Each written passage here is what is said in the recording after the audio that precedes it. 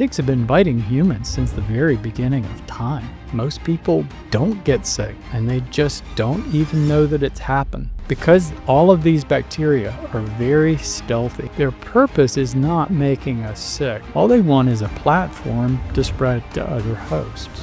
Dr. Bill Rawls, he is an MD. He is board-certified physician and cellular wellness expert and best-selling author who became one of the nation's leading voices in integrative medicine after your own personal battle with chronic Lyme disease. I had heart symptoms and neurological symptoms, and my joints were a wreck, and everything in my body was broken. Over several years of figuring out which herbs and how to do the herbs and everything else, I had low expectations going into it. I thought herbs, if they do anything, if they actually have antimicrobial powers, I'm going to get sick just like the antibiotics. That didn't happen.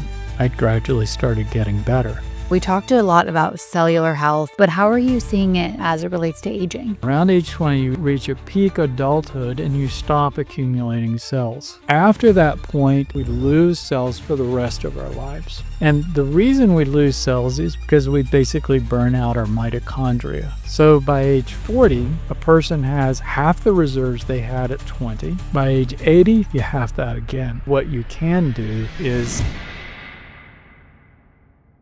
Okay, well, I'm so excited to have Dr. Bill Rawls here today with us. He is an MD.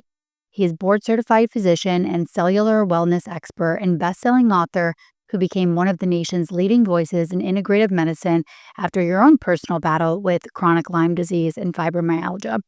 Over 20 years in conventional OBGYN practice, a health crisis has led you to explore herbal medicine, nutrition, and lifestyle changes, eventually restoring his health when conventional treatments failed. His research into stealth microbes revealed their role not just in Lyme disease, but in a whole wide range of chronic conditions. Today, Dr. Rawls focuses on cellular wellness, the idea that true health comes from protecting and restoring our cells. He is the author of Unlocking Lyme and the Cellular Wellness Solution, founder of the Vital Plan, and sought-after speaker who makes complex science both accessible and actionable. Welcome to the podcast, Doctor. Well, thank you for having me. Of course. I'm so excited about today because I haven't really went on a deep dive into any of the topics that we're going to discuss. Your expertise in Lyme is so important because I think it's underdiagnosed, I would say. So I used to own a longevity medicine clinic. So we would see a lot of people coming in because we had functional providers with Lyme that had been to like 10, 15, 20 different providers. So you are like the all expert on Lyme. So we'll definitely touch on that today. All right. And, then I want to talk about some of these other conditions that stealth microbes might be influencing. So to start, tell us a little bit about your own journey and how it's impacted your work now. Sure. Yeah. Well, I started conventionally trained, went to medical school, was attracted to OBGYN because it was bringing life into the world. It wasn't heavy medication use. And I recognized that people with chronic illness really just never got well. They just stayed on medical management. So I wanted something different. So OBGYN was more involved with acute intervention instead of chronic management of conditions. So the things that I did, the interventions really made a difference. But this was 35, 40 years ago. And at that time, doing OBGYN meant taking call in the hospital every second to third night, every second to third weekend, from like Friday morning till Monday morning. And I was one of those people that if somebody was in labor or somebody was having a problem in the hospital, I just didn't sleep. So every second to third night, no sleep or minimal sleep, at most 4 hours.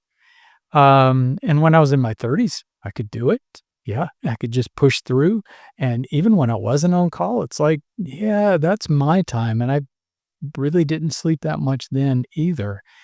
By the end of my 40s, it started catching up with me, and I ended up having to stop doing obstetrics because I lost the ability to sleep.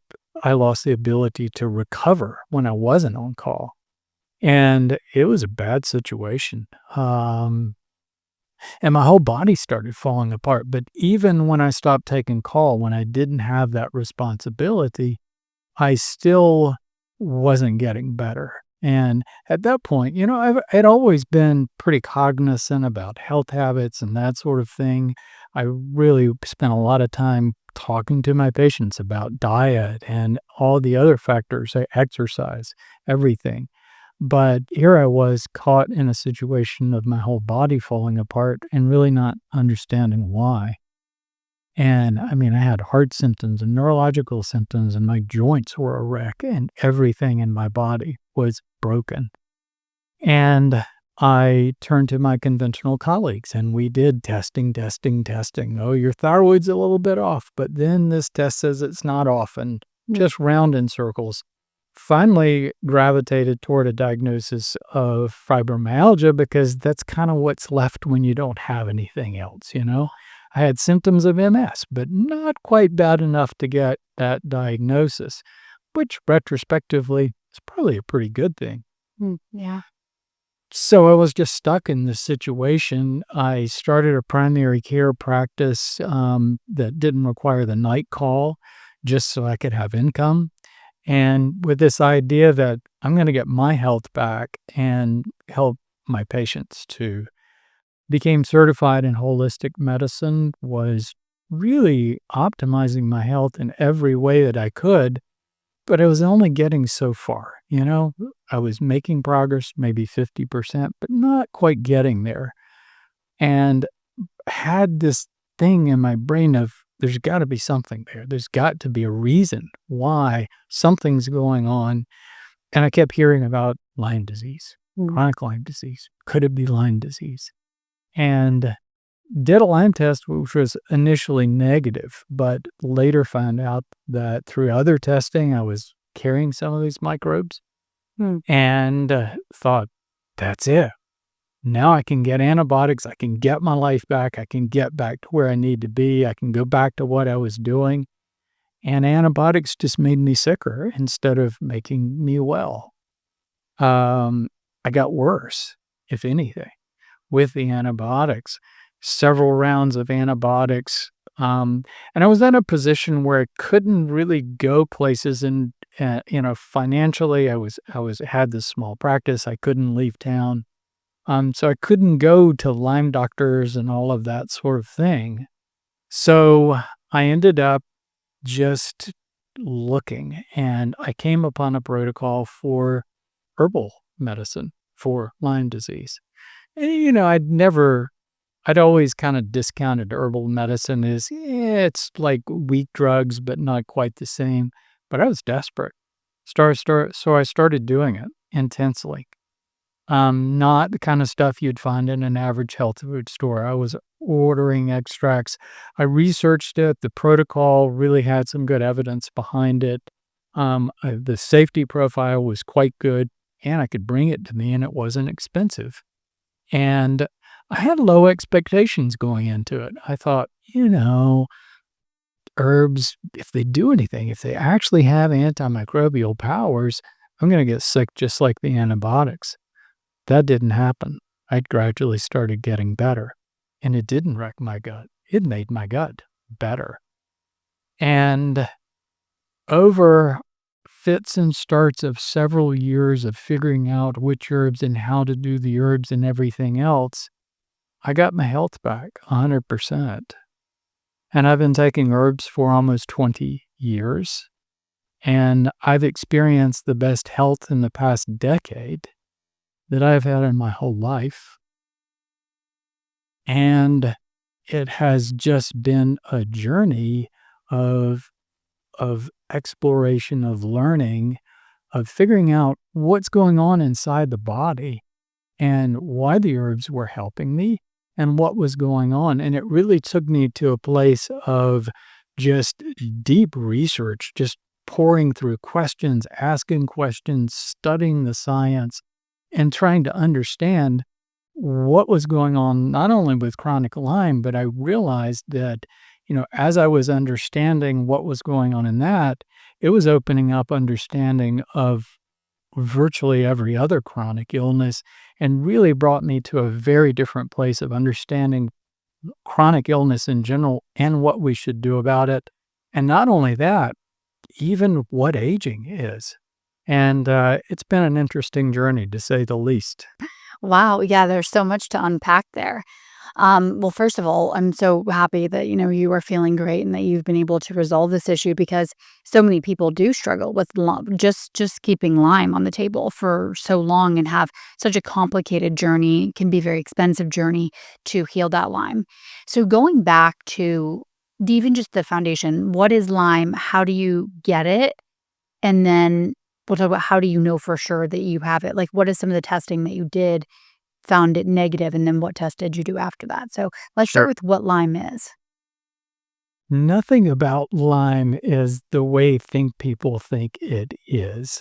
Wow. Okay. So technically, if you say, what is Lyme?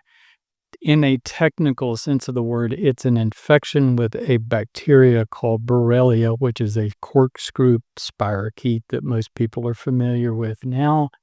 And it's an infection with that particular bacteria. But anybody with chronic Lyme will tell you, no, it's not just that. There are co-infections and there are other things that you can pick up from ticks and even beyond ticks that we get. And so it's always more complicated than that. And one of the interesting things is most people who identify with chronic Lyme disease don't remember a tick bite or becoming sick around a tick bite. Mhm. And I've even come to appreciate that what we define as acute Lyme disease, somebody getting a tick bite, having this bacteria transmitted into their system, and getting sick isn't typical. Most people don't get sick, and they just don't even know that it's happened. Because all of these bacteria are very stealthy, and that makes them very interesting. And that's why if you talk to an infectious disease expert, they knew more about Ebola virus and COVID than they do about Lyme disease.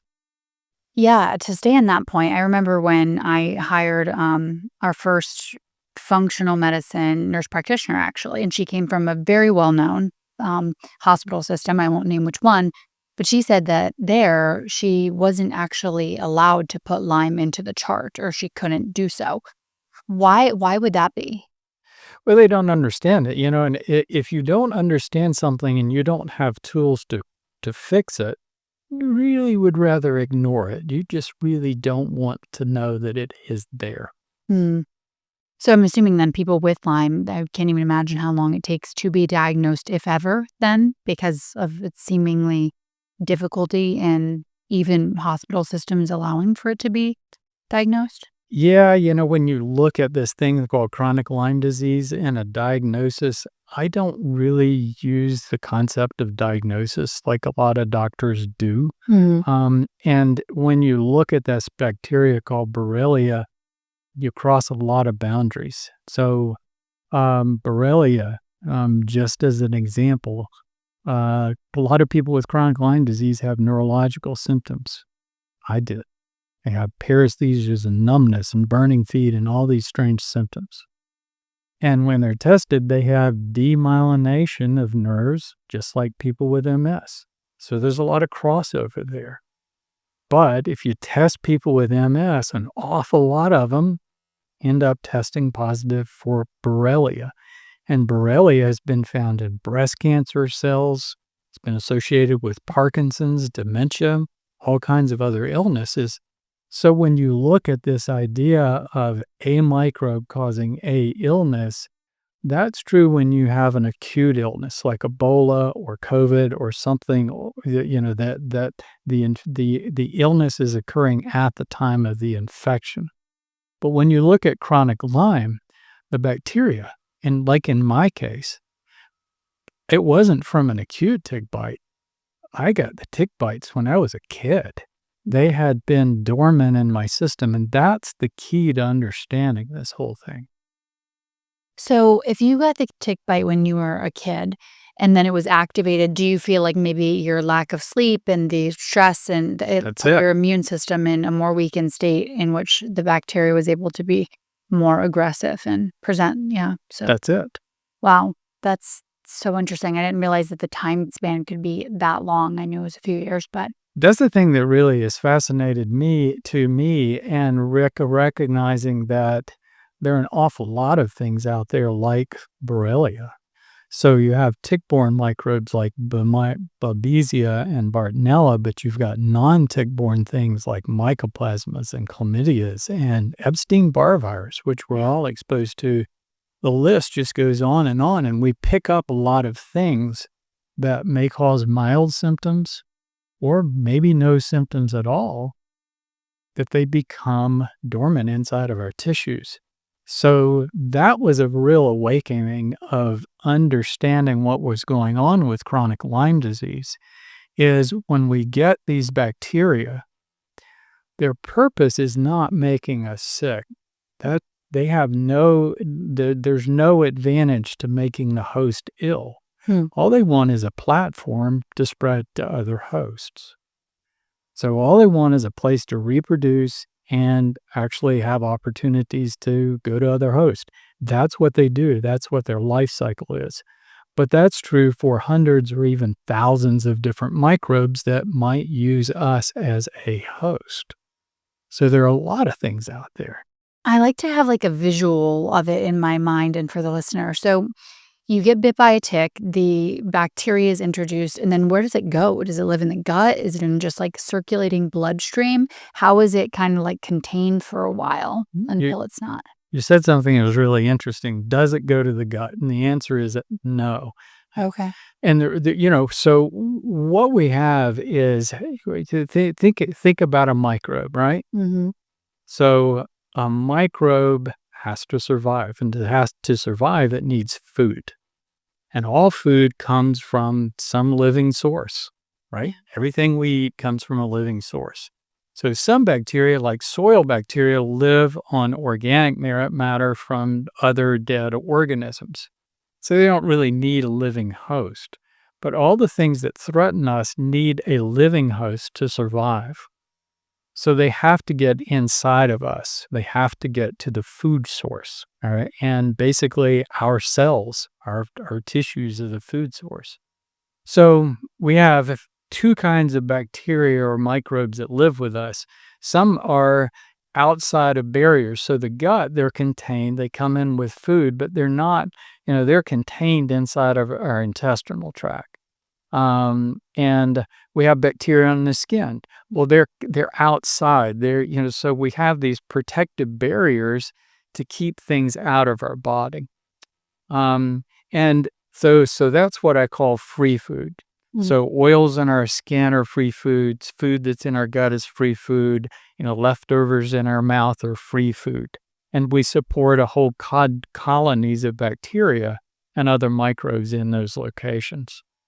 But then our tissues are protected food. We have, they're behind barriers. So our first level of defense is these protective barriers to keep microbes out. So we don't want our tissues exposed. But things are trying to get in all the time. So they're trying to cross barriers to get at our cells because that is a source of nutrients. It's a source of all the kinds of resources that they need to reproduce. It's like a virus needs a living cell to reproduce. So we constantly have things trying to get in through all of our different pathways. So invasive. Yeah. So, when we get a respiratory infection, we think of it as a cold.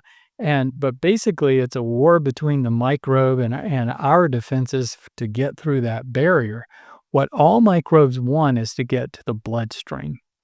So you think about a bug like a tick bites you, it's injecting the bacteria directly into the bloodstream exactly where they want to go. Yeah. So our backup defense is our immune system. So we have sentries placed all across all of our barriers. 90% of our immune system surrounds our gut because things are constantly crossing over from the gut and our gums and our sinuses. And we have tick bites and we have bug bites and respiratory infections. So things are constantly coming in. So instead of our blood being sterile, It's more like a freeway. The thing's coming and going all the time. And our immune system's job is to mop things up and keep and protect our cells, our tissues, because our bloodstream is the highway to all the tissues in the body. Yeah. So when that tick bites, the spirochetes flood into the bloodstream. So what happens next, and this is really important, is whether we have built-in defenses against that microbe, right? So when something enters the bloodstream, the immune system, if it recognizes it, is on top of it pretty quickly. Something like Ebola virus is really bad because humans have rarely been exposed to it and we don't have any built-in immunity. Yeah. But ticks have been biting humans since the very beginning of time. As Yeah. long as humans have been around, we've been bitten by ticks. Me- So we actually have very good defenses against tick-borne microbes like Borrelia. So as soon as it comes in our bloodstream, our immune system is after it, is on it. So the strategy of the microbe is not trying to overwhelm us and make us sick. The strategy is to get through the bloodstream and get past the immune system, and they have very sophisticated ways of doing that. So when they do it, when they get through the bloodstream, they are immediately headed for our tissues. They have sophisticated ways of getting into the brain, our joints, our muscles, our heart. And when they do, they invade cells. And this is really the key thing right here. They can invade cells, enter the cell, and go dormant. So they have, and this has been documented for Borrelia, for Bartonella, for Babesia, for Anaplasma, for Rickettsia, for Mycoplasma, for Chlamydia, for Epstein. We can just go on and on and on and on. So all the things that we've been exposed to that we thought were little infections, we may have residual of those things inside of our tissues. Is it still living just at like a reduced Yep. amount? They slow their metabolic rate so much, or actually can wall themselves off, that they can stay in that state for a very long period of time. As long as your cells are healthy, you're okay. You have them. I have them. I still have them in my body. You keep your cells really healthy all the time. So even though you have picked up things, and some of this might even start before we're born, some of it, there's some evidence that it's happening when we're in utero. So all these bits of evidence, so it's adding up to a different understanding of what's going on in our lives. And it's really fascinating. So we're still putting together the pieces of all this. This is like bits of science that I put together over a 20-year period of just asking questions and, looking at this microbe and that microbe, and does it have the ability to do this?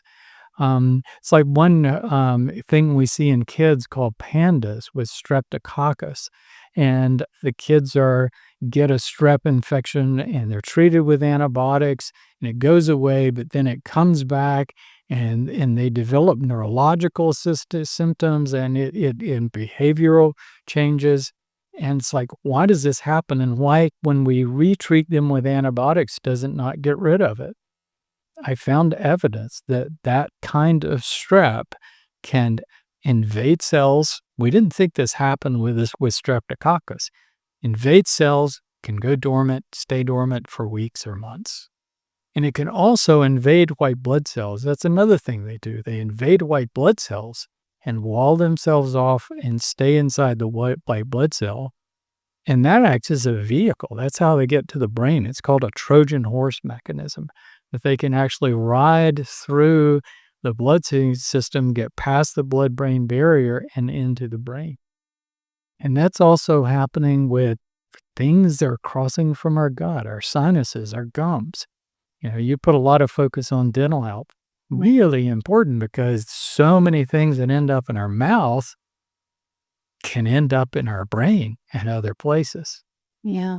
And these are all low-grade things that won't bother us, that they can be dormant unless we're stressed. Yeah. Wow. I mean, it makes so much sense. It's just, I mean, is there anything that we can do like prophylactically, or is it not worth it? Will it not work? Because we obviously don't want to wake them up unnecessarily. Right? You're already doing most of them, Yeah. right? Okay. Just, So just eating a good diet, keeping your cells healthy, and we can go into that component of cellular health a little bit more, but keeping your cells healthy, doing the right thing to keep your cells healthy is really, really important. But that's where the conversation about the herbs come in, because when you look at herbs, you're talking about plants, of mm, course, or medicinal mushrooms. We kind of include those in too. Um, so when you take an herb, you're basically borrowing the plant's defense and regulatory systems. So we're getting a lot from the plant. So all plants have to produce chemicals to fend off microbes. mm, And this is true of every plant on the planet, but it's true of every organism on the planet. All organisms have to defend themselves against bacteria and viruses and other microbes. So plants are doing that. They don't have a cellular immune system like we do. They have a chemical immune system. So they're making hundreds or even thousands of chemicals to have effect against different kinds of pathogenic bacteria, viruses, protozoa, yeast. And that can vary depending on the microbes that are in the plant's native environment, okay. right? So when you take an herb, you're basically borrowing that defense system. But instead of getting a single chemical like an antibiotic, you're getting this really sophisticated defense system that has intelligence. So that's why it didn't wreck my gut flora. It's selective for pathogens. And I've actually found a scientific study that verified that documented that using herbal medicine, the antimicrobial effects will suppress pathogens, but it won't affect our normal flora. Interesting. I mean, It really is. do you think what percentage of time do you think antibiotics work for people versus obviously, if you can just skip doing an antibiotic, an herbal is so much better if it's not going to have the gut implications. I feel like some of the first lines are typically antibiotics with a lot of doctors. Why do you think it didn't work in your case or in the cases it doesn't work? Why are they not working? Because I wasn't in the infectious stage, and so I don't even use the word chronic infection anymore. I hear that word a lot. I don't like it. An infection is when a microbe first enters your body. Mhm. So it's always an acute process. So if you've been talking about someone who got a tick bite years ago, or even, 6 months or a year ago, those microbes have become ill-fitting residents inside their body. Yeah. So they're part of you. It's not an infection any longer. They're Mhm. there. So when you look at infections, when you look at antibiotics, um, there's a place and purpose for every drug out there. Yeah. And antibiotics are really good for an acute infection with a bacteria, right? So a good example is acute pneumonia. So you get a virus and you get a secondary infection of pneumococcal bacteria. Mm. And that bacteria is invading your tissues. It's eating. It needs a food supply. It's invading your tissues and trying to get to your bloodstream. Mhm. So it's trying to break through all your defenses. And it's very aggressive. It's growing very, very fast. So that's really important for an antibiotic to work is fast growth. The faster it's growing, the better it works. So pneumococcal bacteria in their active phase are typically doubling their growth rate. They're doubling their growth every 20 minutes. No. That's very fast. So that means somebody can get sick very, very fast. So an antibiotic works really well for those fast growing bacteria.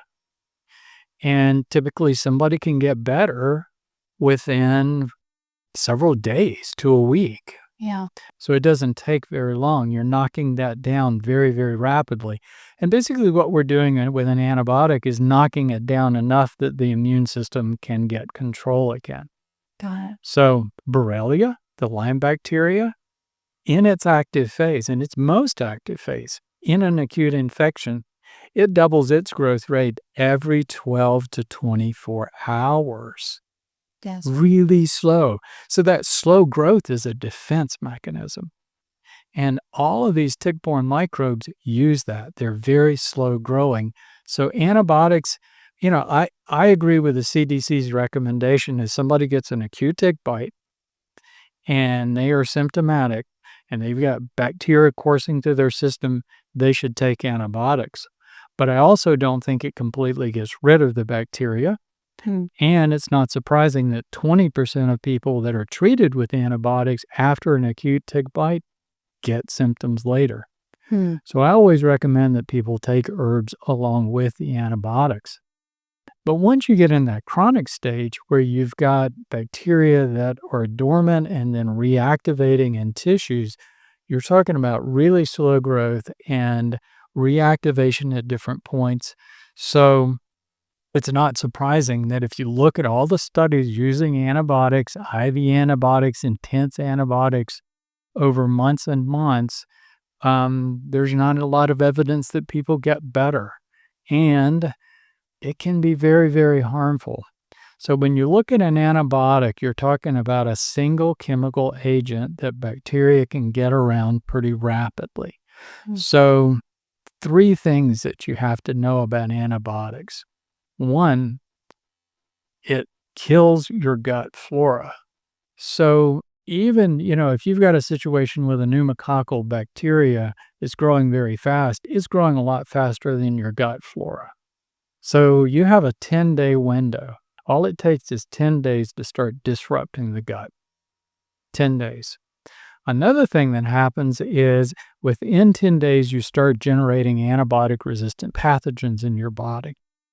That's a big deal, Not that many people die of chronic Lyme disease every year. It's growing. We're seeing more of it. It's a miserable situation that a lot of people are experiencing, but it doesn't typically kill people.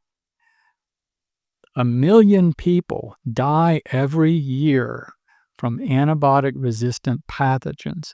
So the more that we're overusing antibiotics, when we're using antibiotics to treat something like chronic Lyme for months and months and months on end, we are contributing to a problem that's killing 1 million people every year.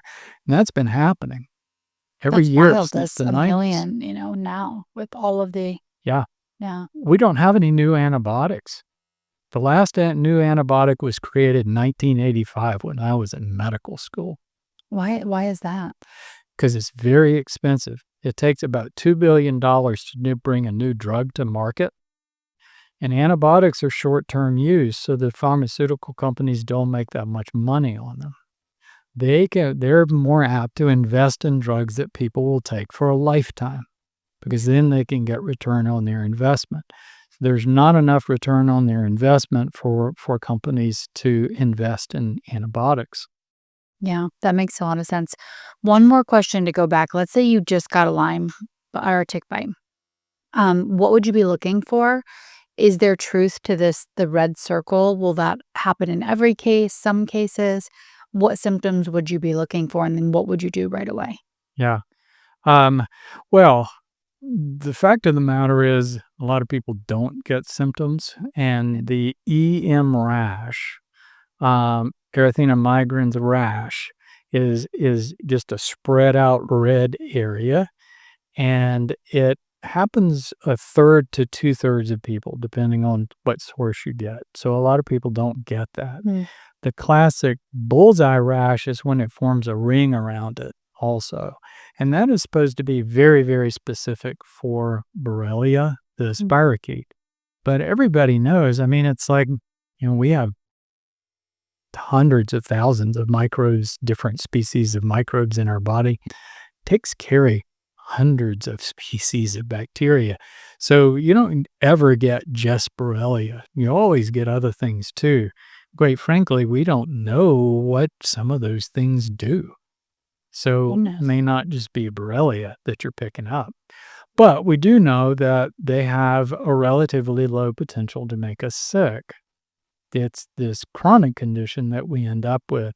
So a lot of people don't get symptoms. When they do get symptoms, typically the situation I found where people become symptomatic is when they get a big load of microbes. Either the tick has been on for a long time or more commonly, really common story I hear is, I was coming out of the woods and going through the brush and and the next day I was picking seed ticks off of me for hours because there were so many. And so, I would be at the they get a hospital. lot of ticks or they, they or their health isn't that good, if you're not healthy and you get bitten by a tick bite. So it can be load of microbes, it can be maybe not just Borrelia either. That was some of the interesting research that the guy Berdorfer that actually made the connection between the EM rash and Borrelia that looked at the initial specimens of from the folks from Lyme, Connecticut. Most of them also had a rickettsia species. And so even Lyme disease isn't, even the original cases of Lyme disease aren't just purely a bacteria. So it's always a lot more complicated than it really looks. Do ticks do anything positive to like reduce my amount of dislike for them or no? I go around in circles with this one too, is they seem to be a nuisance, but, and we've declared all out war on mosquitoes and ticks and everything else. But there is always a price to pay for that.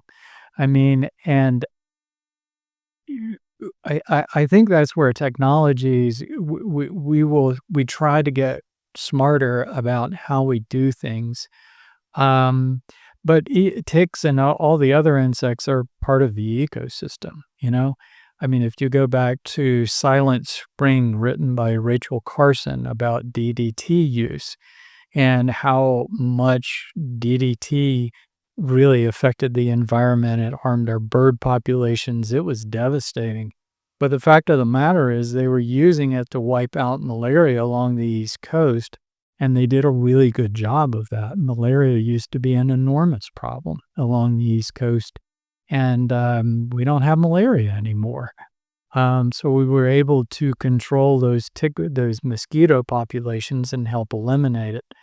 But the fact of the matter is, when we look at our indiscriminate use of pesticides and this warfare on insects, over the past 4 or 5 decades, insect populations have dropped about 50 to 80%.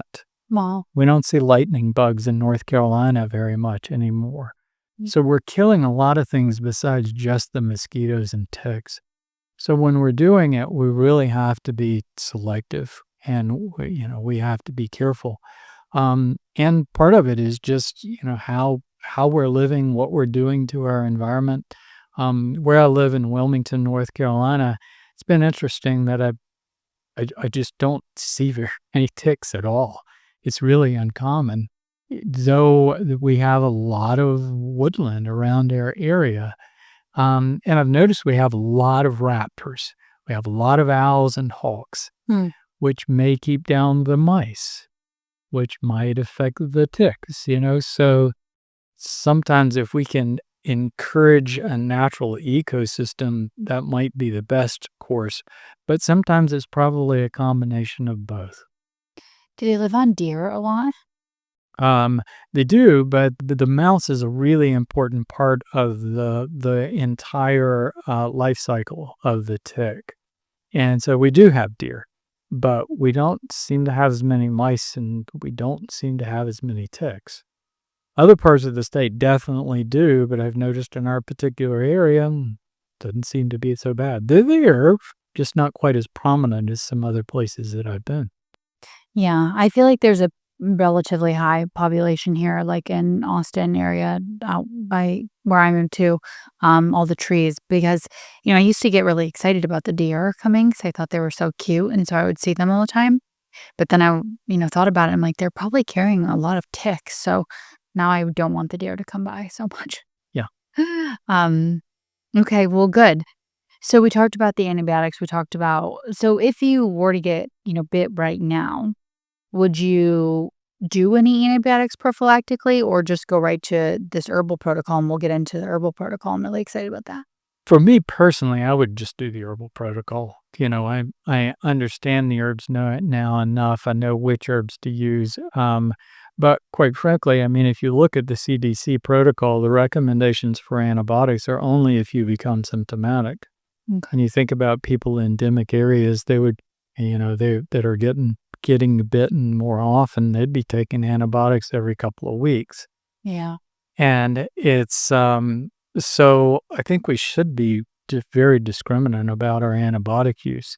Now, I recommend that everybody follows the CDC recommendations, but don't stop there because herbs have a low potential to actually cause side effects, but they have a high potential to protect you and not for weeks, but for months.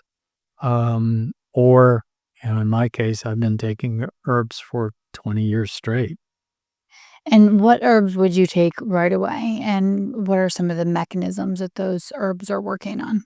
Yeah. Well, fortunately, there are quite a few herbs that we know of that have good antimicrobial properties, but there's some that have been studied specifically for Lyme disease. So there were enough people using herbs for chronic Lyme disease that a researcher at Johns Hopkins noticed, and he did a test tube study, which is, what we call an in vitro study. So he didn't want to use a living model. He wanted to know if these herbs could actually kill Borrelia, the spirochete. So he took 12 different herbs, and he found that 6 of them really worked as well as antibiotics like doxycycline. So some on the list were Japanese knotweed. That's a really nice herb. It's also a good source of resveratrol that you hear about coming from wine that has the wonderful anti-aging properties. Except the resveratrol in Japanese knotweed is the trans resveratrol, which is the type that we absorb. So it's actually better than wine or grapes. Chinese skullcap, that's a favorite herb. There's an American skullcap too. This is the Chinese variety. It has wonderful immune modulating properties, but good activity against Borrelia and other microbes. So it's not microbe specific. These things cover a lot of things, all right? And also cat's claw from the Amazon. You hear about that one a lot. There are a few others on the list. One called cistus, which is very good. Cryptolepis is another herb we commonly use. It's actually from Africa. And they put clove in there, but clove I don't use as much because it can irritate the gut a bit. It's a great antimicrobial, but there are many others. But what was really fascinating is some of these same researchers looked at Babesia, which is a protozoa, not a bacteria. Some of these same herbs work for that too. And Bartonella, which is another one we hear about a lot. You can pick that up. It's typically spread by fleas, cats. It's endemic in cats, so a lot of people with cats or dogs can pick this up. I'm sure I was carrying Bartonella too, and it had activity against those. And then back in 2020, when COVID was coming down the pike and they were basically saying, well, we don't have a vaccine and we don't have drugs and we don't really know what to do here, I started looking for herbs. And interestingly, researchers had looked at herbs because of the previous SARS epidemics to see was there anything that could at least attenuate this thing a bit. And there were a lot of great herbs on there, turmeric and ginger, but also Japanese knotweed, Chinese skullcap. Some of these same herbs that we're using for Lyme were actually active against the SARS virus that now is associated with COVID. So it just shows the range that these things aren't specific. They have a wide spectrum of antimicrobial properties. Interesting. Well, I mean, I love that. What does the protocol look like? So I would assume it's like maybe higher dosing in the beginning. And do you have a general recommendation for herbs that you think most people should be on, like long term? You said you've been on it for decades at this point. Yeah, So, yeah. There are a lot of different herbs that I've used, and virtually every herb has some antimicrobial properties. How strong the antimicrobial properties are depend on the native environment for that plant. So it's like cat's claw from the Amazon, warm, moist environment, lots of microbes. It's a really great antimicrobial. An adaptogen called rhodiola, it's from Siberia. Not so much microbe stress there. It has some antimicrobial properties that have been documented, but it's really good for physical stresses, helping us adapt to physical stress, which is not surprising from the cold, harsh environment that physical stress that plant has to endure. So the chemistry of the plant, what kinds of stress factors it's having to deal with, or often give a reflection of how we might be able to use that herb. Um, so, it's how I did it was just taking really high doses of herbs for a long time, actually for years and years. Um, we have done some protocols like that, and about half of people do really well with that. But we find that a lot of people with chronic Lyme disease, if you've been sick for a long time, if your body is in total turmoil, then you're just locked in that fight or flight response. And that shuts down your detoxification systems, it shuts down your gut. So your whole body is just in turmoil. So we found that in a lot of cases, we have to unravel that first. So we use calming herbs like ashwagandha, which is a calming adaptogen, and other calming herbs, and then we may introduce like a mild tincture with antimicrobial herbs, but help the person calm that sympathetic overactivity, and then later start opening up their detoxification pathways and add in some chlorella and other kinds of things, and get their gut working again before we actually get to the point of using the really high concentration doses of the stronger, standardized extracts.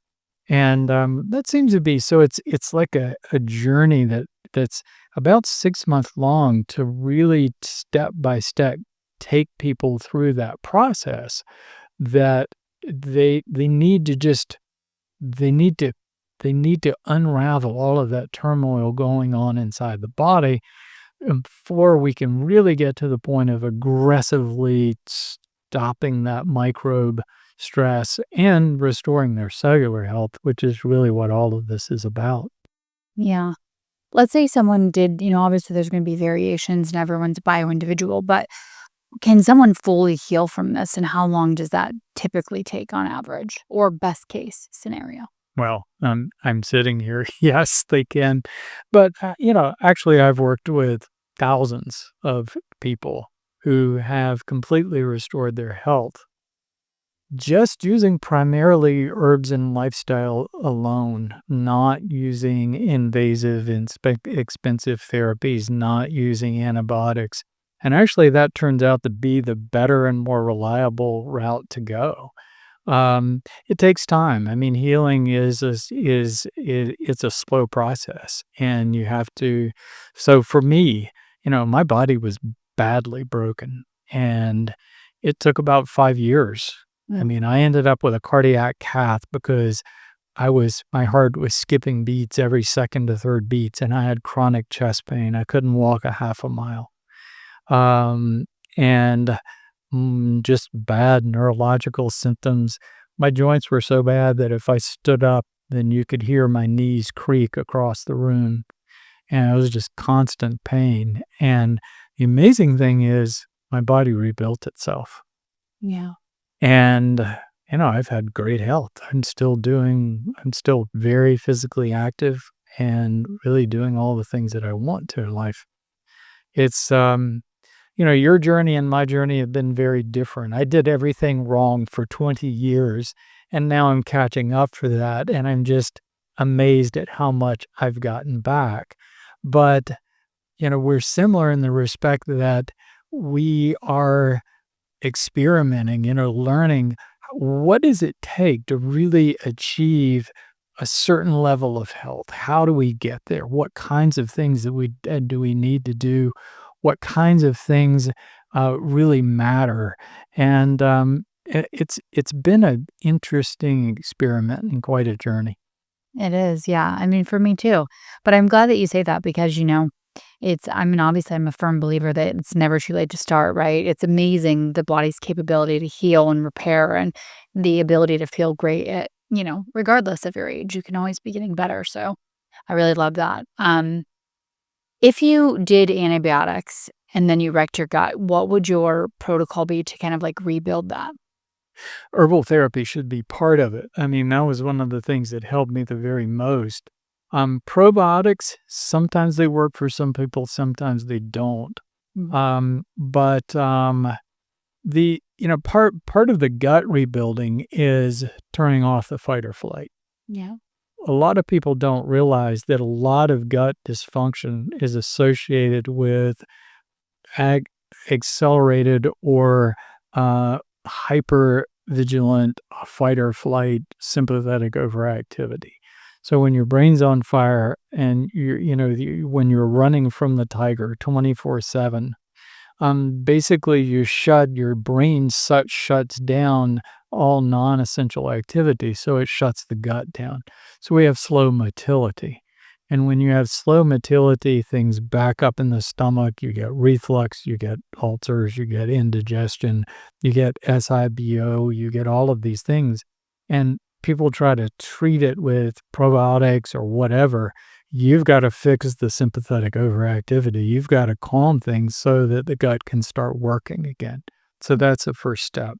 How do Um, you, me, if you don't mind, I find this to be one of the hardest things to actually do, right? Because it's not just taking a supplement. It's not just like completing an exercise.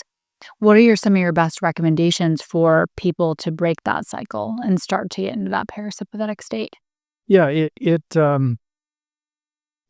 I wish there were shortcuts. I'm very intrigued with the technologies looking at vagal nerve stimulation. I think there may be something that we can take a shortcut there, but it's really learning how to short circuit that response. And movement is a very good way to do that. The natural response for a flight or flight reaction is to run, to exercise. But a lot of people that are really inflamed can't do that. So, meditation and movement, I think, is very valuable for those who can walk. Walking is exceedingly good. I mean, I got off the airplane yesterday after a 4-hour flight at 7 in the evening and looked and found the closest park and went for a sunset walk just to calm that cortisol then and adrenaline that had built up. So moving, qigong, I think is very valuable. Yoga is very valuable. Learning meditation is really good, but it's hard for a lot of people. So movement and meditation just makes it a little easier. Brain retraining exercises, and it's a process that I had to learn. And you just keep working with it and working with it. There's so many things available. I mean, everybody has a phone, Spotify or anything else. You can get calming music. You can get um, uh, uh, d- the dictations that you can follow, meditations that you can follow that they carry you through different kinds of processes of body relaxation, and just teaching your body how to relax is really important. But so that's a big step, and that's a hurdle that I think everybody goes through, and has to struggle with. But I think it's valuable for all of us as humans to be able to do that, especially in our modern world. It's kind of like it's an essential skill. Yeah. Yeah, I agree. I think that's so important, but also just the environments that we live today and like the pressures, it can make it difficult, I think, to Yep. relax and be able to switch off. So I agree that that should be like the first step really to any sort of healing, right? Because the body heals so much better in a relaxed state. Oh, absolutely. Um, what else would be part like, what herbs would you include in a gut protocol? Well, there are a number of really nice herbs for the gut. One of my top is something called slippery elm. Yeah. So slippery elm has something called mucilage in it. Mucilage is a substance that is very much like the mucus barrier of our gut. So, we are, when you look at our gut lining, it's made of cells, right? And cells are food for bacteria. So we have a lot of bacteria in our gut. So we have to have a thin mucus layer that protects those cells from the bacteria, even the good bacteria in our gut. Mhm. And if that gets stripped away because we have overgrowth of bacteria, bacteria grow as long as food is present. So you have food in your gut and you're not moving it through, the bacteria keep growing and they start stripping that mucus barrier away. And that's how we get leaky gut and that's how we get issues in the stomach. So that mucilage that comes in the slippery elm helps replace that mucus layer that's been stripped away. So I think it's really, really valuable. So slippery elm is very good. Other herbs, phytochemical found in herbs called berberine is really Mm. good for killing bad bacteria Yeah. in the gut. Garlic can be good, but sometimes it irritates the stomach a little bit. That one's really good. Dandelion is really nice. It's a bitter herb. Bitter seems to stimulate intestinal motility. So bitters or bitter herbs. Dandelion is really nice and it stimulates bile flow, which is really important for detoxification. So those are good. For somebody who has really bad stomach irritation, there's one herb that's just really nice for that, and it's from the Amazon. It's called Sangre de Grado. Hmm. A lot of people haven't heard of this one. And that means dragon's blood. Oh. So it's from a tree. It's actually not native to South America. I think it's from Malaysia, but it grows all over South America. And the sap of this tree is blood red. Hmm. And they collect it in bottles. And it has the interesting effect of, like, if you have a scrape on your skin, put a little Sangre de Grado on there and it'll seal the wound, stop it from bleeding, and sterilize it. And it forms a little plaque. I carry a little bottle of Sangre de Grado in my first aid kit. Now, it Nice. doesn't taste so great, but Mhm. they found in a study that it binds to damaged tissue, and it will do that like with a stomach irritation or a stomach ulcer. So I found a study that they were doing that in South America, that the gastroenterologists were using Sangre de Grado in their protocols and with really good results. Wow. So you can get it in capsules. You wouldn't wanna just drink the liquid, it really tastes bad. Okay. But the capsules, I think, are really good for somebody who has stomach irritation. So that's a Wonderful. really nice one. Wonderful. What about you mentioned earlier these co-infections. So it seems like from the experiences I've had, it seems like mold and Lyme oftentimes are found together. What's been your experience with that, and what comes first? Is it the mold is reducing the symptom, and then the Lyme comes out, or the Lyme? And what's the correlation between these two, if any? Yeah. Um, we haven't really gotten into cellular health, so we might wanna go there, and that would help explain this. But when you look at mold, mold is pretty much in every environment. We find it in our food and everywhere. So mold, when mold grows, mold's arch enemy is bacteria. Hmm. So to protect itself, molds produce mycotoxins. So mycotoxins are a toxic substance that they release into the air and the environment around the mold to kill bacteria. Interesting. So when the mold is in the air and we breathe it, So what mycotoxins do is bind to cell membranes and damage cells, kill cells. So they kill bacteria. So when we breathe mycotoxins, damages our cells. So basically that's what's going on. So when you look at chronic Lyme disease, it's a state of poor cellular health. And that's pretty much true of every chronic illness. Your cells are in distress. Your cells are weakened. They're stressed. So if your cells are already stressed and you breathe in mycotoxins every day, it's going to add damage on top of damage. Yeah. So the mycotoxins are basically damaging your cells, and you can become allergic to the mycotoxins and mold spores that are spread in the environment too.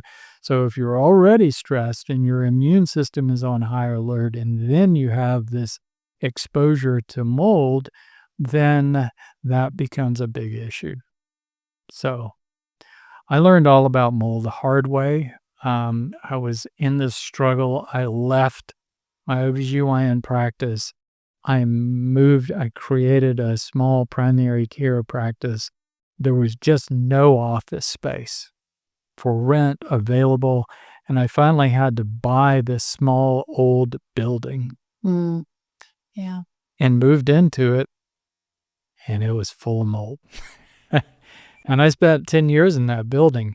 But the thing is, I got well in that building Mm. despite the mold. Now, I didn't do full remediation. I ran ozone generators on the weekends. Did essential oils, which can push some of the mycotoxins out of the air and help neutralize some of them. We ran air filters, and I was able to get better while. So the point of all that is that sometimes it is hard to control everything. So you do what you can do and you optimize. So I optimized my diet. I learned how to sleep again. I reduced my sympathetic overload. I opened up detoxification. I cleaned everything that I could in my environment. So I did all the things that I could do and then took herbs on top of that. So I was able to recover despite that being there. But interestingly, everybody else in the building wasn't affected. It wasn't that bad, but it affected me more than it did them. Yeah. Well, I mean, given everything else you were already dealing with, that makes sense. It's just I find molds and mycotoxins wild. Like, again, I've met individuals that have just had such debilitating symptoms Yep. from mold exposure. When I was living in LA in the fires, I got a ton. There must have just been from the buildings, the wildfires. I breathed in a ton of mold spores, and I tested like smack dab in the middle of the fires. So I was able to, normalize everything. But as I did more research on mycotoxins, I mean, it can affect everything, your hormones, for Yep. females, like ovulation and your cycle, and it's just wild. So, Well, it's affecting your cellular health. yeah. Yeah. Okay. Well, I saved cellular health for last. So, Okay.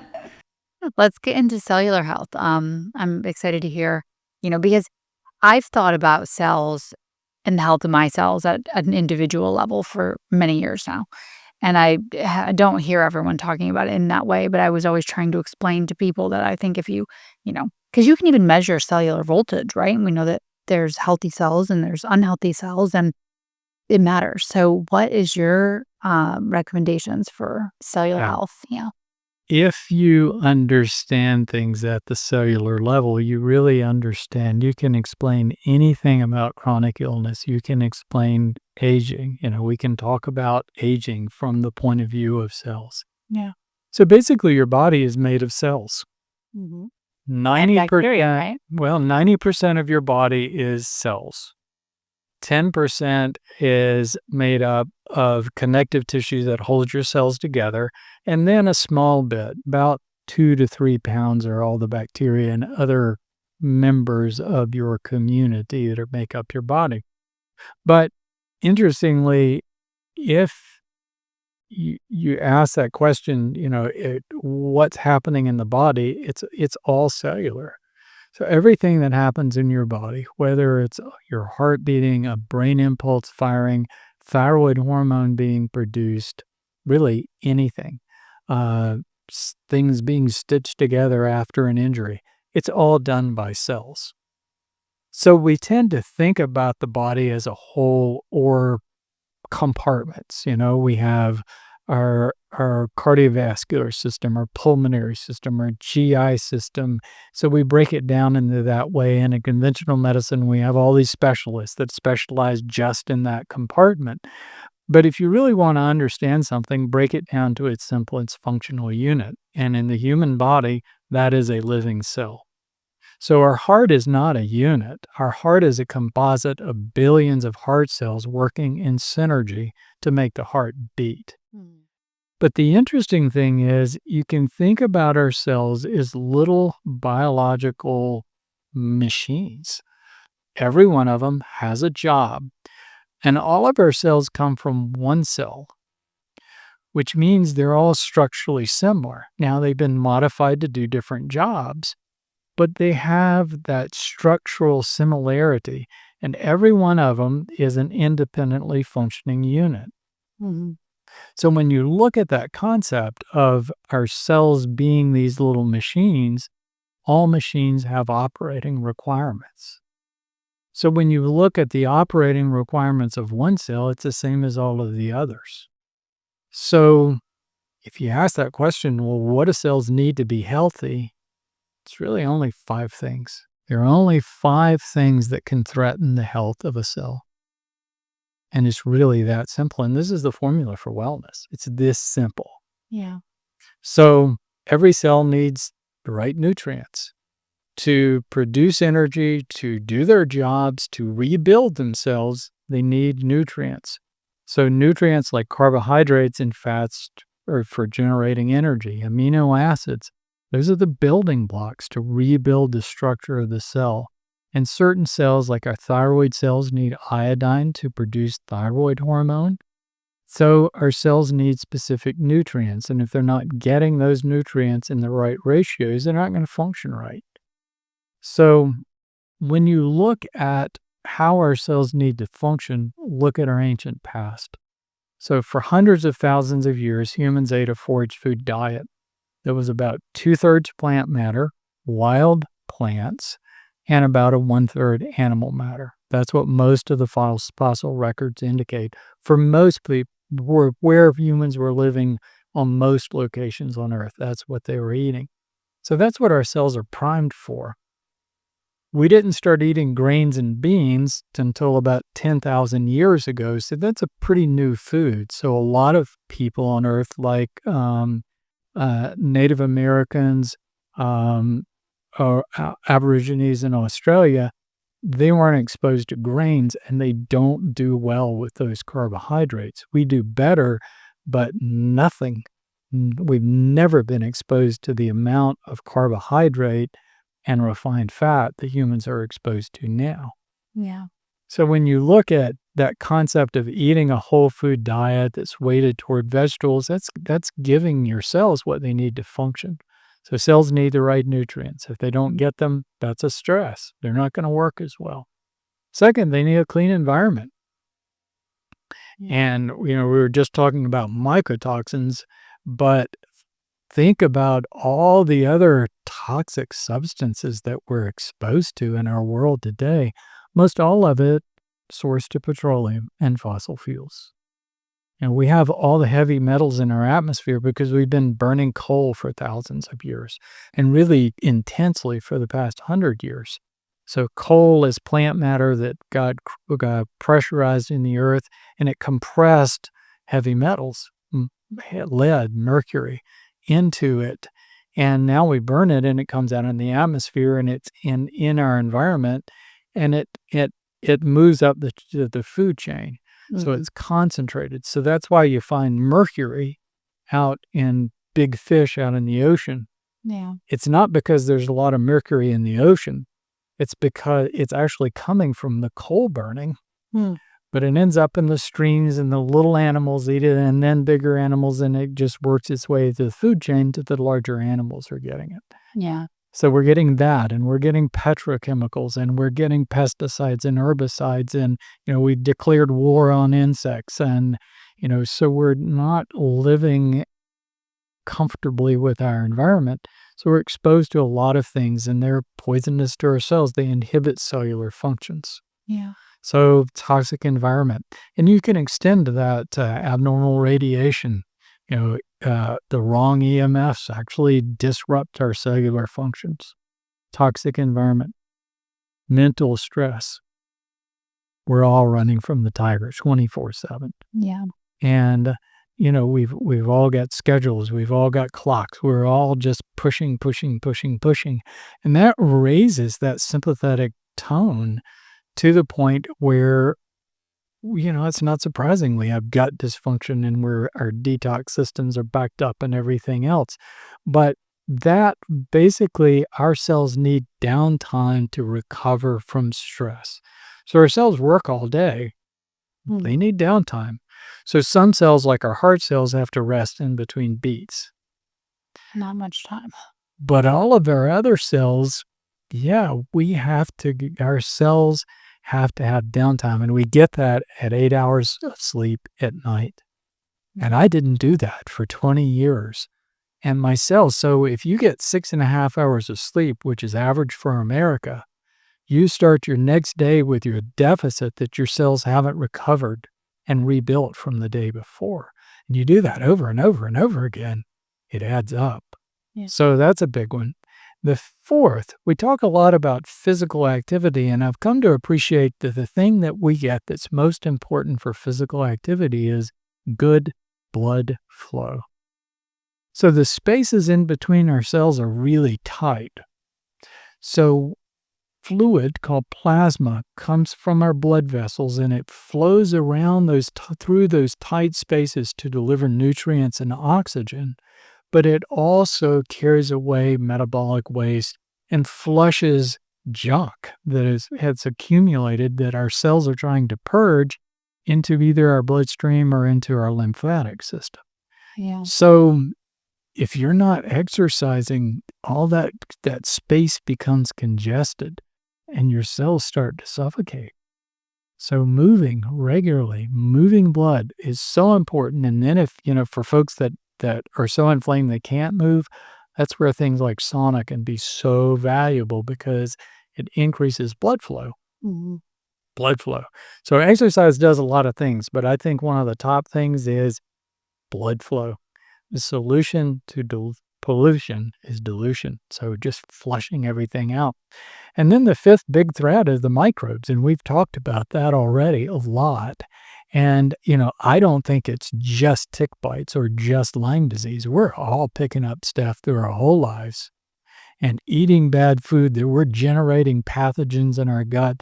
And those things are very good evidence that they are regularly flowing from our gut into our bloodstream, and we have bad dental health, and that's getting into our bloodstream, ending up in our brain, in our tissues, and yeah, it's a big deal. So, great diet, low stress, clean environment, regular exercise. You don't have to exercise intensely. It's just moving, and then herbs to protect yourself from all these microbes. That's a pretty good formula for wellness right there. It's that simple. Yeah, I mean, I love that. The only other thing I would ask you about is where does the sun play a role in this? We are naturally exposed to sun, vitamin D, and everything. Yeah, we depend on the sun exposure. Too much sun, of course, isn't so good, but I think sun is important to us in so many ways. That normal circadian rhythm.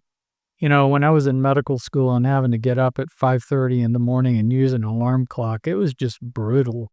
And now my days follow the sun. I get up when the sun rises. I start doing my bedtime routine after the sun goes down. So circadian rhythms are so valuable. Our cells are used to working during the day and then having downtime at night. But we depend on sun for a lot of other things. of vitamin D, of just energizing our body. It's just, yeah, I think it's really important for our lives all the way around. Yeah. Yeah, I mean, I'm, like, on this interesting intersection because obviously we know that the sun can age your skin, right, which in longevity you don't want. But also, I really think of it as, like, an essential fuel source also for optimal cellular health, just like Yeah, all the other things, the sleep and the nutrition and the blood flow and the moving. So, yeah, it's an interesting kind of intersection there. yeah. Um, well, this has been incredibly, interesting. I think the one last thing I was going to ask you is when you tested for Lyme, if someone's curious if they have it, what test should they ask for? You know, we always get to this. It's all the testing out there is built for acute infections. Most people testing for Lyme disease have chronic Lyme disease. And, so the tests are made for someone who's just been bitten, who has an acute immune reaction to the bacteria, and they also, the bacteria is coursing through their bloodstream, so they have a higher probability of a positive test. When somebody is chronically ill, they have a reactivation of these microbes that's occurring intermittently. So the testing isn't as good. The two-tier testing recommended by the CDC is notoriously bad. And people just, but there's that issue of how much value is the test, So to me, the biggest difference between someone with a fibromyalgia and someone who with chronic Lyme is that they figured out a way to get a positive test. Hmm. That's about the only difference. So to me, and a lot of people would agree with this, is it's more of a clinical diagnosis that someone who has the spectrum of symptoms and they have a history of tick bites, then you should be highly suspicious of that. But we live in a world where people need verification. They want to know what they've got. And it's so that it's almost like a passport. If you get a positive test, then doors open for you. Sometimes good, sometimes bad. People can end up going in the wrong direction because there's so many different Lyme therapies out there. But it's so the more we know, the better we are. I'm a big believer and we should accumulate as much knowledge as we can. So on that level, the better we are at microbe testing from an academic point of view, I think the more we understand this relationship we have with microbes in our body. But as far as an individual, whether someone has a positive test or not really doesn't matter to me that much. So let's look at a person with all the symptoms of chronic Lyme disease, and they get the best test made to find the bacteria, and it's negative. Does that person not have Lyme disease? No, there's about 10% chance they still have Borrelia in their system. So the question you should be asking about any testing, and I used to teach this in medical students, is before you get a test, define whether the test is going to change what you do. Does it change your management? Yeah. Yeah. Is it actionable? I And 60 to 70% of labs out there are ignored. We spend a lot of money on labs that nobody uses. So for me, if someone is defined as chronic Lyme or suspected of chronic Lyme, the pathway is clean up your cellular health, clean up your diet and your environment and get moving again and do all of these things that are going to enhance your cellular health. And then the broad spectrum of herbs that you can take for that have a low potential to harm you. They're not going to wreck your gut. They're not going to generate antibiotic resistant pathogens. And the herbs actually do a lot to restore your cellular health. So it's kind of like Okay, you got that person with all the symptoms of chronic Lyme who has a negative test, who might still have Borrelia, and they've certainly got a lot of other things in their system. Why not just go ahead and treat them the same way? Okay, that's fine. Yeah. Um, well, you and I have a different opinion on testing, mostly because I'm building a data set. I want to know Mm. everything. I do an obscene amount of tests, but also I'm in a very different position, right? I'm able to do that. I enjoy it. It's fun for me actually to get all that information. There's a test that I took way back when just to like again get data. I think it was IGenics. That Mhm. is that company. So that's what we used to offer. I'm not sure, if what you think about that test, but it seemed to have shown IgG and IgE, so either Is it more short term or long term exposure. So, I mean, I am on the same page. Yeah, if you feel like you should always be optimizing your cellular health. But what do you think about that test in general if someone really does want a diagnosis? Because unfortunately, a lot of doctors aren't necessarily like you that can probably get a good grasp on if someone has Lyme or not just by going through symptoms, and then they might not be able to get treatment if they don't have an right. actual test, anyway. Yeah, well, like I said, I think all the information we can accumulate is valuable. So my statement was more to the fact that there are a lot of people out there that are wondering what to do because they've done the test and it was negative. Okay. And I still think there's still a pathway for those people that they can do fine. But again, testing, it legitimizes things for people. It puts them on a pathway that, they understand what's going on. Others understand what's going on. Igenics is one of the better labs out there. There are several really good labs, and I think the more we know, the better. So, that, but whatever you think you have, multiply that by a factor of probably 10 or even 100. That's what's reactivating in your system. It's never just one bacteria, never. Yeah. And, when we look at the possibilities, so you accept, okay, I've got Borrelia. What other co-infections might I have? My list of possibility is upwards of 100 microbes long. And I think that's just the ones that we know about. Yeah. So so you have this person who has all the symptoms of chronic Lyme, the test is negative, and we know for sure they don't have Borrelia. There are other microbes that can act just like it that can put them in the same situations. So when you talk about the situation of chronic, you're talking about reactivation of a wide variety of things that in their system.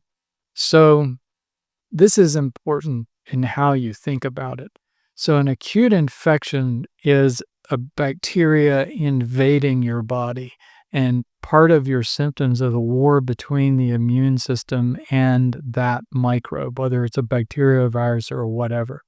So, it's a new invasion, it's something that's just entered your system.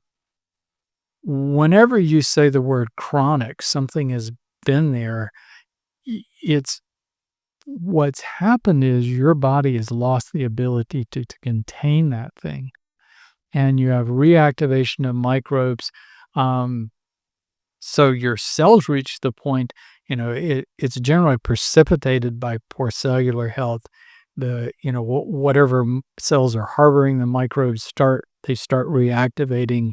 They start breaking down your tissues. Basically, they're turning your body into a food supply. That's what chronic illness is.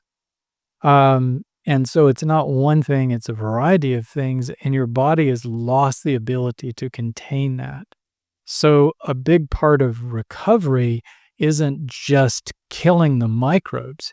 You have to suppress the microbes, don't get me wrong, but you have to do it without wrecking your gut, without generating antibiotic resistant pathogens, and at the same time restoring cellular health.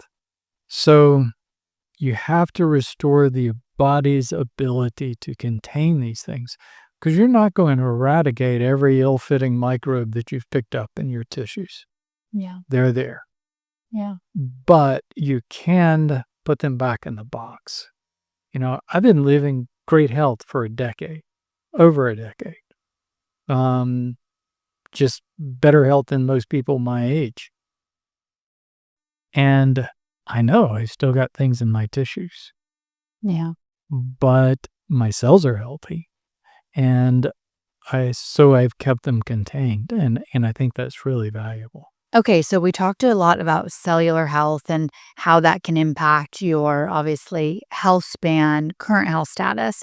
But how are you seeing it as it relates to aging? Yeah. This is, that journey of just looking at the body from the point of view of being a cellular organism, a multicellular organism, and how it all fits together.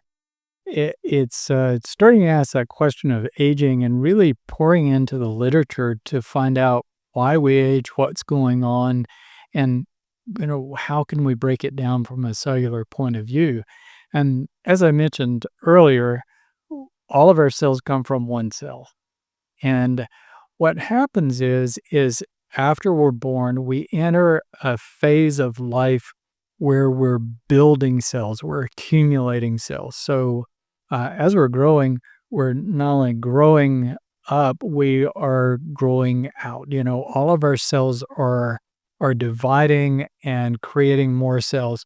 So we accumulate cells through age 20. Mm. So by the time you hit age 20, all of your cells are brand new, but we actually have 5 to 10 times more cells than we actually need to survive. That's Mm. really interesting. And so it really shows the importance of feeding our kids well and taking good care of our kids because that may determine their total lifespan of how many cells they're actually able to accumulate during their childhood. So at age 20, around age 20, you reach a peak adulthood and you stop accumulating cells. Mhm. And after that point, we have a gradual decline in cells. We lose cells for the rest of our lives. So we're constantly losing cells, and then we rebuild, we make new cells, but our cells, our total number, we're having attrition. The gradual number is gradually decreasing. And the reason we lose cells is because we basically burn out our mitochondria. So our mitochondria, of course, are the power source of our cells. And some cells, like skin cells, may only have 100 mitochondria because they don't use much energy. A heart cell has 5,000 mitochondria.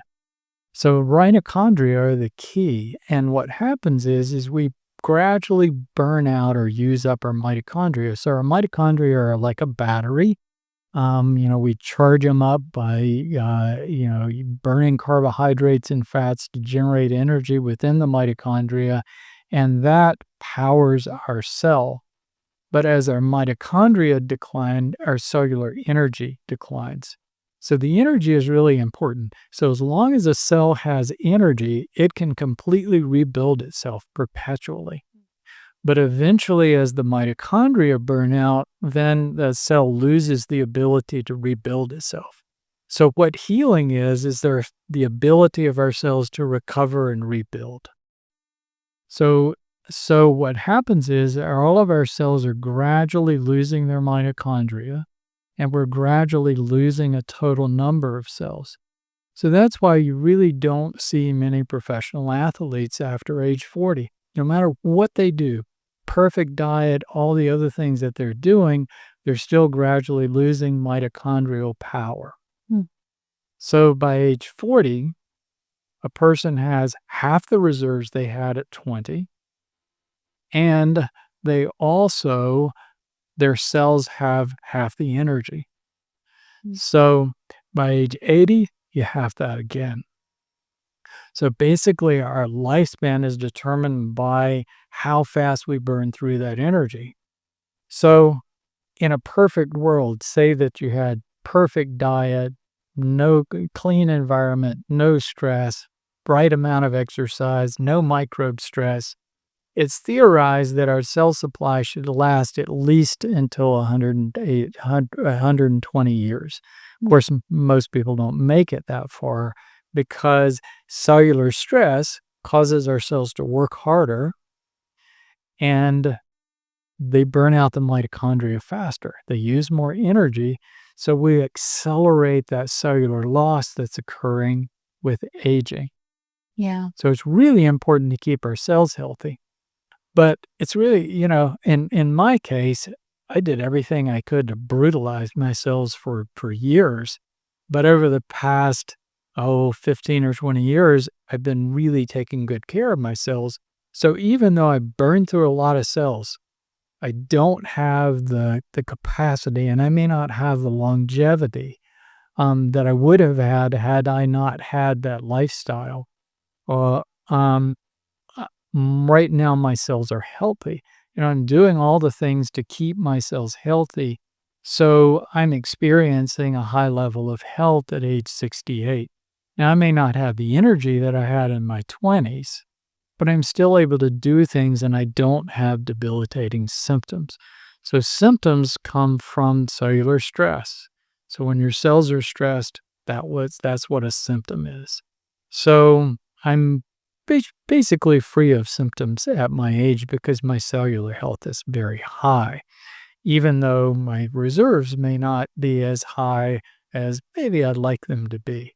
So it's really important, no matter where you are, to take good care of your cellular health, and that will help you not only give you as long a lifespan as you can have, but it can keep you healthy and symptom free during your entire life. Yeah, I love that. Do you do any other interventions thinking about your mitochondria? Like I do red light therapy, for example. You can also get red light therapy free through the sun, right? You At different can, times. yeah. So, I do that. I do some things. I'm thinking about hyperbaric oxygen and things like that. I think there's value there. Mostly what I do though is natural. yeah. I think taking herbs, I think, gives me a remarkable edge that a lot of people aren't taking advantage of. Mhm. Because not only is it reducing microbe stress, it's also protecting my cells from free radicals and a lot of other stress factors. Yeah. I keep my carbohydrates down. Eating too much, especially eating too much carbohydrate, I think is really bad for you. I don't think you have to be ketogenic to be healthy, but I do think people eat way too much carbs. And I try to keep a really clean environment. I do a lot of physical exercise, but outside in the sun, not in the gym. Yeah. I mean, my favorite thing is a kayak out on the ocean or going kite surfing or something like that. So those things are really valuable. As far as the one technology that may be on the horizon that I think could be valuable for anti-aging more than any other thing is mitochondrial transfusion. Yeah. We're not there yet, but I think that has a lot of promise because unlike if you take cells from somebody else, you're getting something that's genetically not compatible. Whereas your mitochondria, they're ancient bacteria. Interestingly, just looking at this relationship we've had with bacteria, so our mitochondria, our cells got so big and so complex, we started outsourcing the energy. We started using high energy bacteria, and they became part of our cells and became our mitochondria. They've actually sourced mitochondria to an ancient species of rickettsia, which is the bacteria that causes Rocky Mountain spotted fever. Interesting. Yeah. So we've had this relationship with intracellular bacteria for a very, very long time. But mitochondria, they have their own DNA that so we can take mitochondria from other sources and they won't hurt us.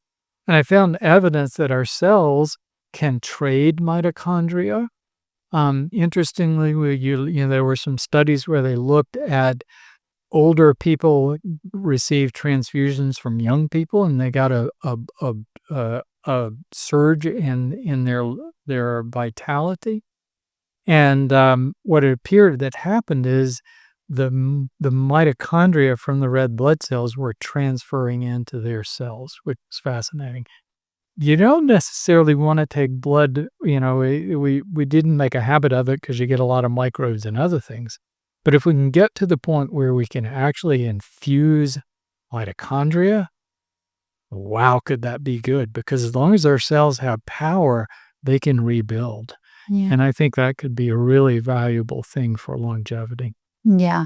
Yeah, I'm excited about that. There's a lot of talk about that at all of these, like, longevity conferences, so excited to see where it goes. Yeah, yeah. Um, Yeah, I mean, all of it. I mean, it's, I'm sure you're familiar with senescent cells, yeah. what we call zombie cells. I've had long had that question.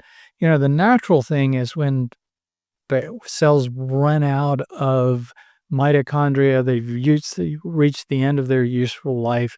They do something called apoptosis, where they basically commit suicide. They Mm, just break apart and they end it right there. But for some reason, some cells just hang on.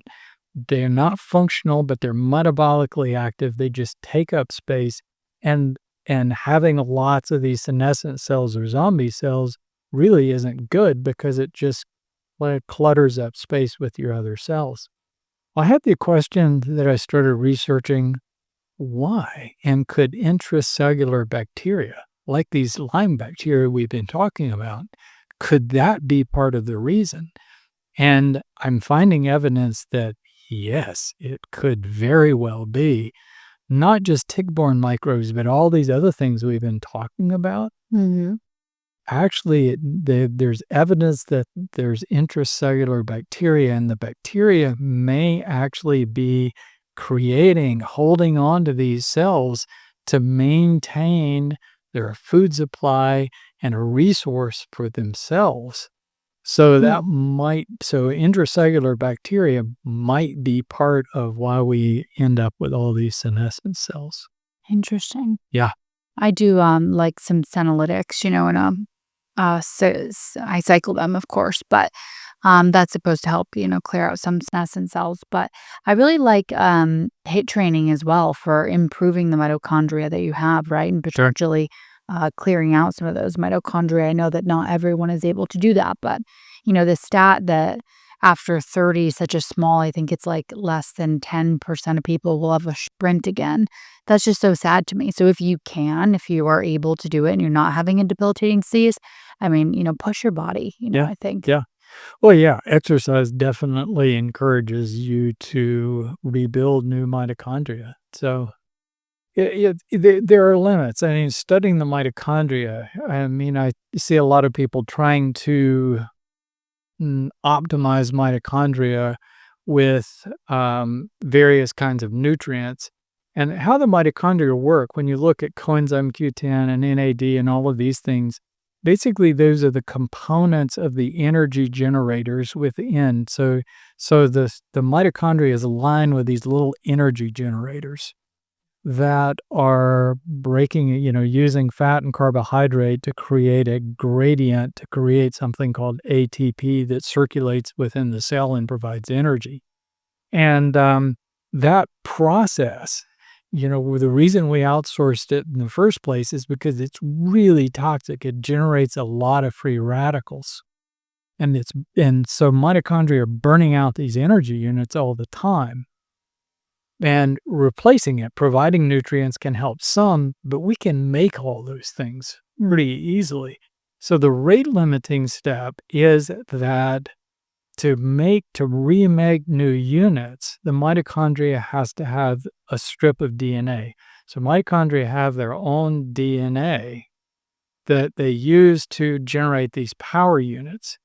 And the free radicals being generated kill the power, kill the DNA. So the mitochondria is dead when it burns out all its DNA. But all mitochondria have 5 to 10 extra copies of that DNA because it's so precious. So interestingly, your cells are constantly getting rid of the mitochondria that are burned out and making new mitochondria from the best of the mitochondria. But all of them have, as time goes on after that age of 20, they're getting bad. Their DNA is getting worse and worse. So you get to a point that even the best mitochondria aren't that good, and that's when cells start to burn out. Their capacity for regeneration is gone. So that's why that, new mitochondria infusion could be really good. Well, hopefully in the future, so I banked my own stem cells. So they took like some, adipose tissue, and then I have those being cultured out, and then I can draw upon them whenever I may need them, say Yeah. an injury or whatever it may be. Um, but maybe in the future, we'll be able to harvest our young mitochondria, Yeah. bank them, Yeah. grow more, and then we can get infusions of those later on. Yeah, I think that that's an area of science that I think or anti-aging science that I think is just fascinating. Yeah. And, yeah, that's what I'm looking toward for myself to try to rejuvenate things. I think that has probably more value than anything else we could do. Yeah. I mean, I'm excited for that too. So we'll have to stay in touch on that. All right, sounds good. Yeah, absolutely. Well, where can everyone find you? Well, probably the easiest place is I have a website called rawlsmd.com. So rawlsmd.com/resources will get them all the information that they need to know. Okay. And are you still seeing patients, or you're doing more like courses, right? I do a lot of courses. Yeah, I practice for, I guess, 35 years or so, in various capacities, but I found that I could reach more people and help more people by writing, creating protocols, creating systems for people to follow. And, that's where I could add the most value. So I put a lot of time into that. We've built a program that has a community. I'm very active answering questions and doing live sessions for those groups so that we can bring more people along faster. Good. I love that. Well, we will make sure to include all of your websites and social media handles and stuff in the show notes. And Thank you. thank you so much for coming It's on the been a pleasure. podcast. Such a pleasure. Yeah, Thank you. awesome. Thank you.